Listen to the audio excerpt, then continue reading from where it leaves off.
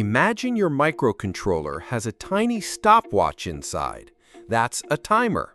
It counts up or down at a precise speed, letting your program measure time, create delays, or trigger actions exactly when needed. Timers can work in different modes. First, one-shot mode, like setting a kitchen timer. Once it hits 0, it rings and stops. Perfect for a single event. Then, periodic mode, like a clock's second hand.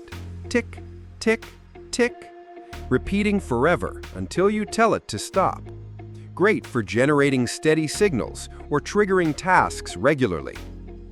PWM stands for Pulse Width Modulation, a fancy way of saying turn something on and off really fast. The period is one complete on-off cycle. The duty cycle is how long it stays on in that cycle, expressed as a percentage. Short on time equals dim LED or slow motor. Long on time equals bright LED or fast motor. It's used for LED dimming, motor speed control, and even sound generation.